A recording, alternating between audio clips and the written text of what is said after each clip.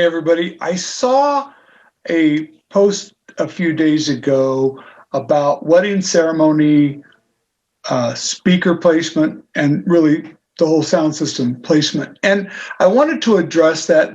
And while there's no absolute on this, there was a couple of things that were written that really sort of got me riled up and just made me decide that I wanted to say something about it. The basic argument is, do we put the system in front or in the back of where the ceremony is? So and the argument for putting it in front is, as best I can tell, I read a lot of comments, is that since that's where they're speaking from, the sound should come from that direction, because if they're speaking from the front, sound is coming from the back, it would be weird. I'm going to address that in a second. And there's every ceremony is going to be a little bit different. But I'm going to make the argument for putting the system and speakers, whenever possible, behind the guests instead of in front of the guests, or at the very least to the side of the guests. The biggest argument by far is really simple. It's aesthetics. I could put a million pictures up of a ceremony here, unless it's being put up by a DJ, it's never going to include a sound system or speakers in it.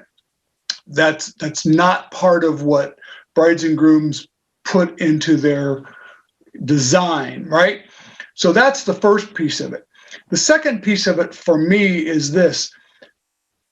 I think a lot of people make it the amplification of the voices too loud. It should be loud enough that you can hear it comfortably, but so that it doesn't sound like it's being broadcast. And one of the things that I would say to our couples always is, you probably during the ceremony won't even think that the microphones are working. If that's the case, then we're perfect. I want, when the bride speaks and when the groom speaks, I want them to hear their voices naturally, not coming through a sound system. So the closer you are to the people speaking, the less you need any sort of amplification, right? So, the minister certainly doesn't need the bride and groom's voices to be amplified in order for him to hear it. He's standing 2 feet away. Same thing probably for the wedding party, probably even maybe the front row, unless they're really, really soft or there's a lot of ambient noise. But as you get further back away from them, you need a little more amplification. So for me, putting the speakers at the back allow us to amplify so that the people in the back can hear it equally to the people in the front. In terms of, where the voice should be coming from, I think I don't think it's a valid argument. We buy surround sound theaters, right? We go to the theater, sound comes from everywhere. Sure, ideally it would look like that. And if it was a really big venue, there might be some validity to that. But really, when you're sitting there listening to a ceremony that's properly amplified, there's no thought of, the sound's coming from a strange place. Frequently, you can actually hear both, the voices that are being spoken, if you're amplifying it correctly, naturally, and as well as through the speakers.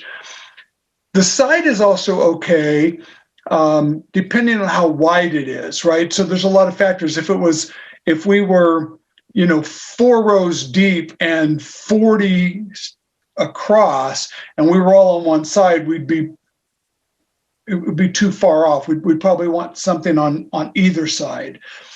I'm not going to get into whether you should have 1 speaker or 2 speaker or more speakers, because every event will be different. Every ceremony will look a little bit different than that. And you have to take into account things like ambient noise, right? So if you're on a river and there are boats going by, or near a road and there's road noise, you're going to have a little bit more volume than you would if you were in a nice forest setting where all you're dealing with are, birds chirping.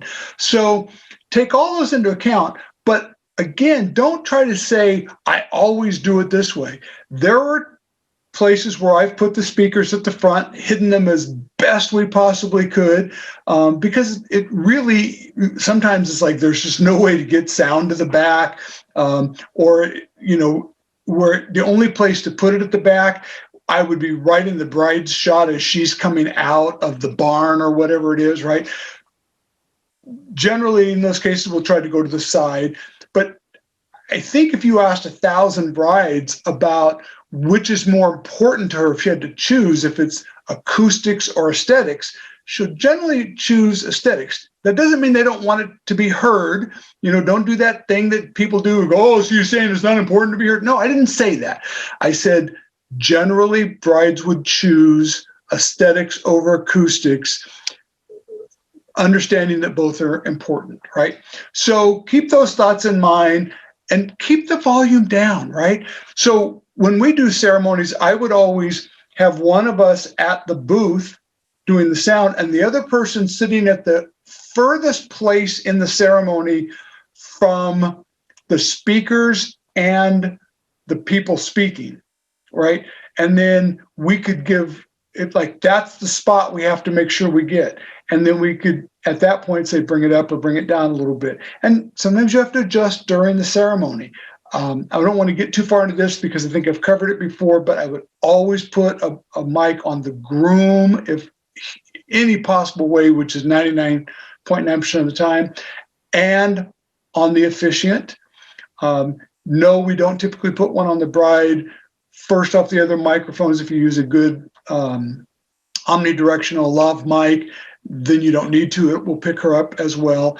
And more practically, again, going to aesthetics versus acoustics, there's not a good way to hide the microphone on the bride, whereas there is on the officiant as well as the groom. So, and two mics, one would work. If you're only going to do one, I would put it on the groom. If you're only going to, but there's just no reason to only have one mic. It gives you backup. There's so many reasons to have that. Hope those help you.